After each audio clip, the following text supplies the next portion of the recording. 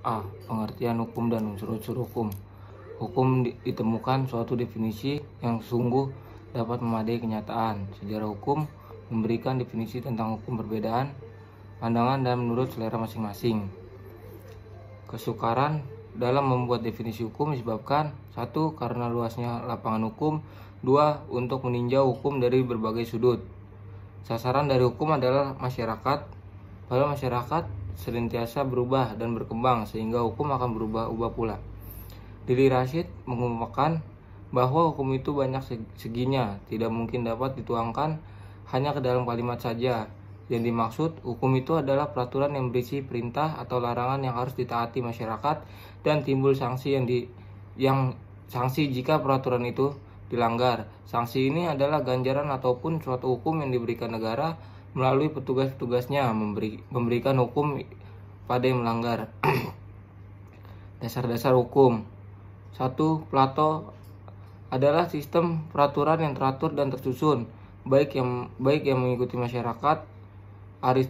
Aristoteles, hukum hanya sebagai kumpulan peraturan yang tidak hanya mengikat masyarakat tetapi juga hakim. 2. Austin, hukum adalah peraturan yang diadakan untuk memberi bimbingan kepada makhluk yang berakal di suatu masyarakat, mengatur tata tertib didasarkan atas kekuasaan yang ada pada masyarakat. B. Tugas dan tujuan hukum. Hukum merupakan bagian dari perangkat kerja sistem sosial. Fungsi sistem sosial ini adalah untuk mengintegrasikan kepentingan anggota masyarakat sehingga tercipta suatu keadaan yang tertib. Tugas hukum ini merupakan konsepsi Dwitunggal yang biasanya terdapat dalam perumusan kaidah hukum, misalnya pasal 33 KUHP dengan rumusan barang siapa dengan sengaja merampas nyawa orang lain diancam pembunuhan adalah memberikan nilai kepastian hukum. C. Fungsi hukum.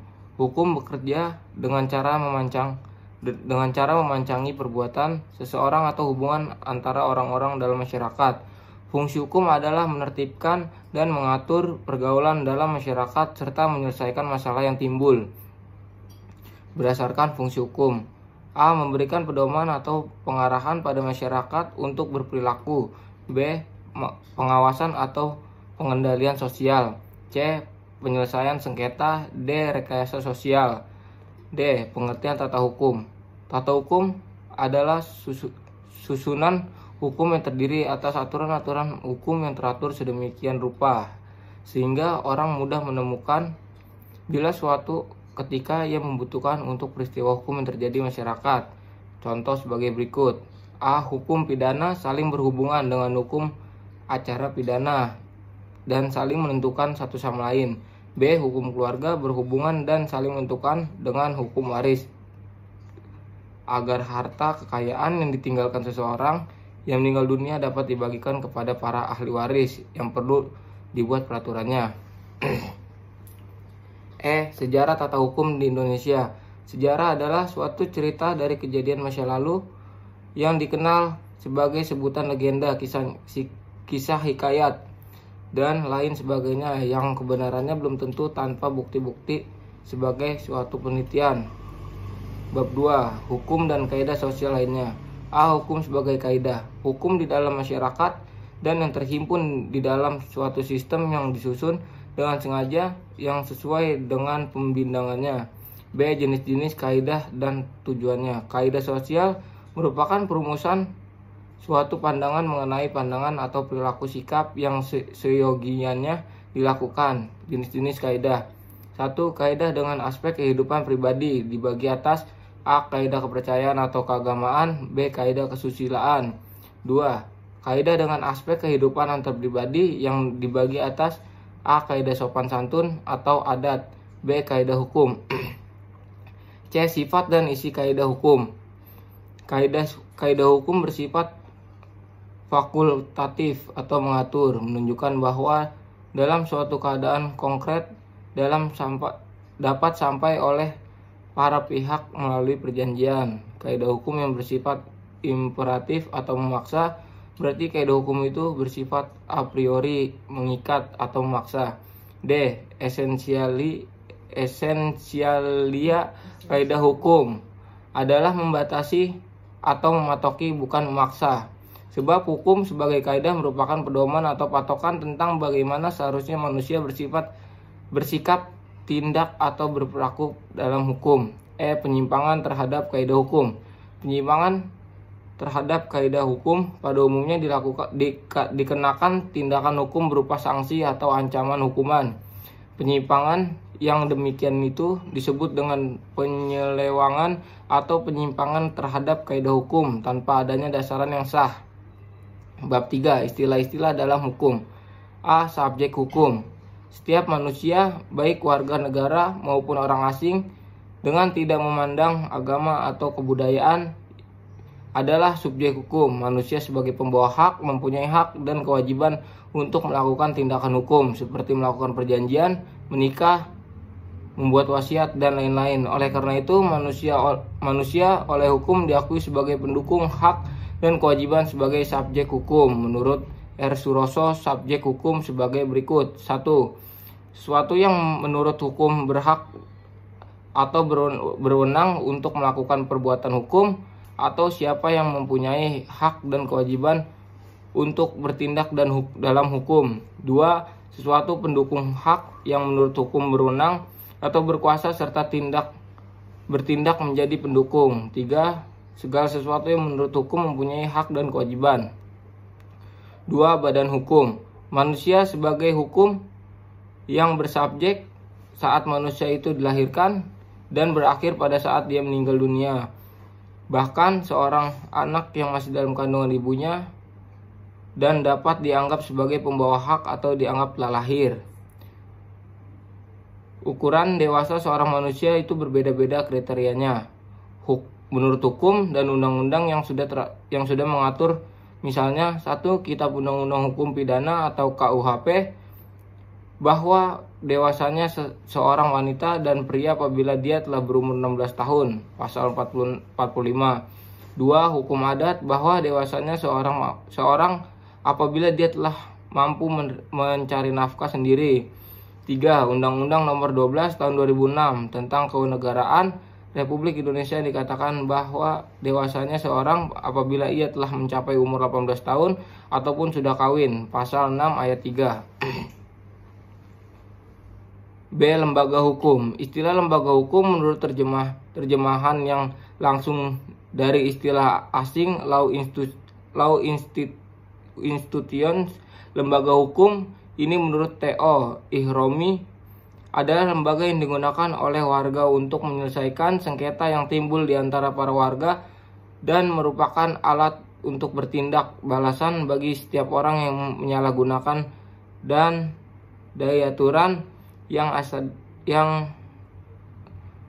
pada lembaga yang ada pada masyarakat. Badan-badan hukum yang dimaksud tadi contohnya seperti kepolisian, pengadilan, kejaksaan, dan advokat. 1. Kepolisian. Masyarakat Indonesia semakin hari semakin mendambakan tegaknya hukum yang berwibawa, memenuhi yang rasa keadilan. Dalam hal ini tanpa perasaan tentram dan adil, maka hasil-hasil pembangunan negara yang menyangkut berbagai akan terasa ada hambatan untuk mencapai kemajuan yang maksimal. 2. Kejaksaan. Kejaksaan kata awalnya atau biasa disebut dengan kata dasarnya adalah jaksa. Menurut R. Tresna, nama jaksa atau yaksa berasal dari India dan gelar di Indonesia diberikan kepada pejabat yang sebelumnya pengaruh hukum Hindu masuk di Indonesia. 3. Kehakiman. Kehakiman adalah suatu lembaga yudikatif yang berfungsi mengadili pelanggaran terhadap undang-undang. Ketentuan dia mengenai organisasi dan wewenang kehakiman terdapat dalam Undang-Undang Dasar 1945 pada bab pasal 24 yang berbunyi sebagai berikut. 1. Kekuasaan kehakiman merupakan kekuasaan yang merdeka untuk menyelenggarakan peradilan yang berguna untuk menegakkan hukum serta keadilan. 2. Badan-badan lain yang fungsinya berkaitan dengan kekuasaan hakim yang diatur dalam undang-undang.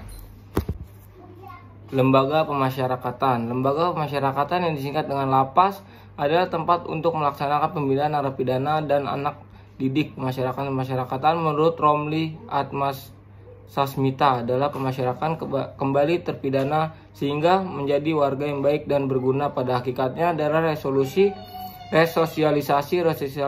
resosialisasi pada dasarnya bertujuan untuk mengembalikan dan mengembangkan pengetahuan, kemampuan, dan motivasi seorang narapidana sebagai warga masyarakat yang baik dan berguna.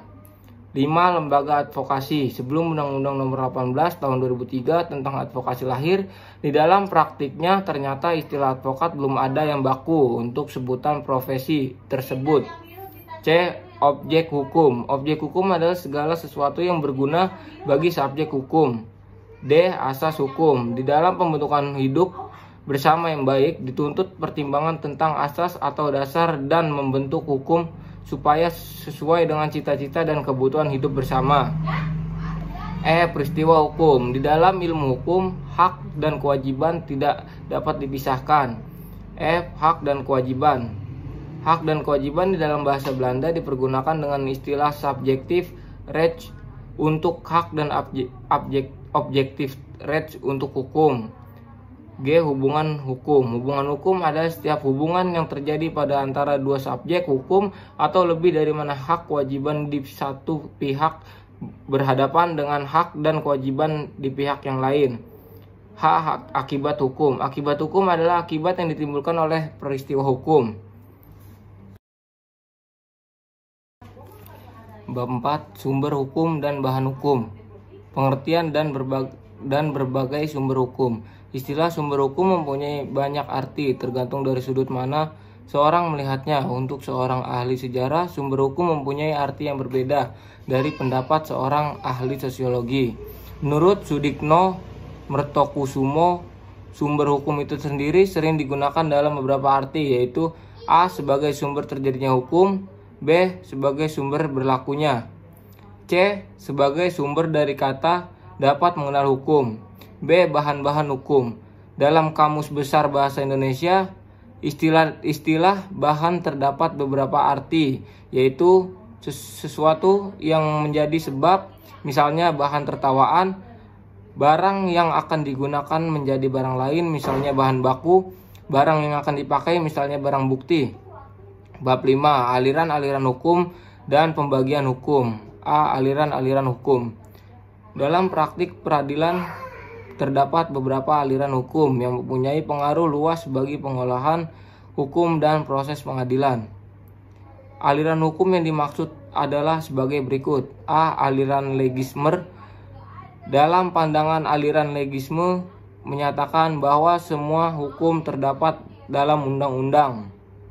B. Aliran yang berlaku di Indonesia. Aliran yang berlaku di Indonesia adalah aliran rechtsviding, bahwa hakim dalam memutuskan suatu perkara berpegang pada undang-undang dan hukum lainnya yang berlaku di dalam masyarakat secara kebebasan yang terikat.